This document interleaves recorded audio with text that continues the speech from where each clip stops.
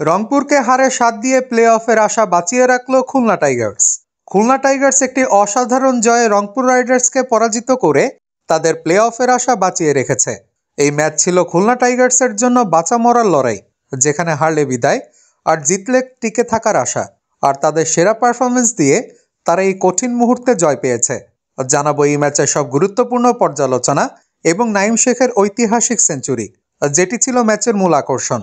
এদিন ম্যাচে সেরা পারফরমেন্স ছিল নাঈম শেখের।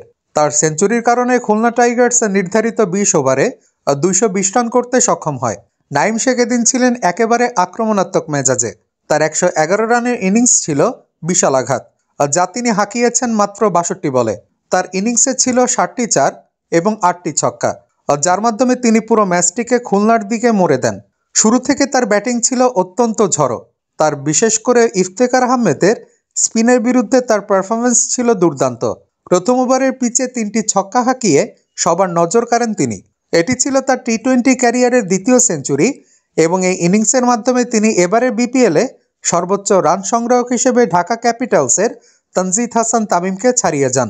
তার রান এখন ৪৪৪, যা ছিল তার দল খুলনার জন্য বিশাল একটি অর্জন। খুলনা টাইগার্সের এই জয়ে প্লে অফের আশা বাঁচিয়ে রাখল তারা। আর এতে নাঈম শেখের সেঞ্চুরি ছিল অন্যতম প্রধান ফ্যাক্টর। তবে তাকে সাহায্য করেছেন উইলিয়াম বশিষ্ঠ, মাহিদুল ইসলাম অঙ্কন এবং মেহেদী হাসান মিরাজ। খুলনা এদিন রান করেছে ২২০ রান ৪ উইকেটে এবং তারপরে রংপুরের ইনিংসে থেমে যায় ১৭৪ রানে। রংপুরের দিক থেকে সৌম্য সরকার একাই ছিলেন আলোচনায়। ইনজুরি থেকে ফিরে এসে এদিন তিনি ৭৪ রানের ঝড়ো ইনিংস খেলেন, যা ৪৮ বলে সাজানো। তার ইনিংসে ছিল ৬টি চার এবং ৫টি ছক্কা, কিন্তু বাকিরা তার সাথে তাল মেলাতে পারেননি। সৌম্য, মাহমুদুর রহমান, শামীম হোসেন এবং রাকিবুল হাসানরা ব্যর্থ হয়েছেন। হাসান মাহমুদের দুর্দান্ত ইয়র্কারে সৌম্য যখন সাজঘরে ফিরে যান, তখন রংপুরের আশা শেষ হয়ে যায়। শেষ দিকে কিছু লড়াই করেছিলেন রাকিবুল, ৬ বলে ১৪ রান করে, তবে দলের পরাজয় নিশ্চিত হয়ে যায়। এদিন রংপুরের বোলিংও ছিল হতাশাজনক। বিশেষ করে সাইফুদ্দিন ছিলেন খারাপ ফর্মে। ৩ ওভারে ৫৫ রান দিয়েছিলেন উইকেট শূন্য, আর এর সাথে ২ ওয়াইড এবং ৪ নো বলও করেছেন তিনি। তবে ইফতেখার আহমেদ, মাহাদি হাসান এবং আফিফ কিছুটা চেষ্টা করেছিলেন, কিন্তু তা যথেষ্ট ছিল না। খুলনার বোলিং ইউনিটে মুশফিক হাসান ছিলেন দলের জন্য গুরুত্বপূর্ণ এক ভরসা। ৯ মাস পর আন্তর্জাতিক ক্রিকেটে ফিরে এসে তিনি ২৪ রান খরচ করে ৩ উইকেট নিয়েছেন, যা ছিল দলের জন্য এক গুরুত্বপূর্ণ অবদান। এছাড়া মোহাম্মদ নেওয়াজ এবং হাসান মিরাজ ভালো বোলিং করেছেন।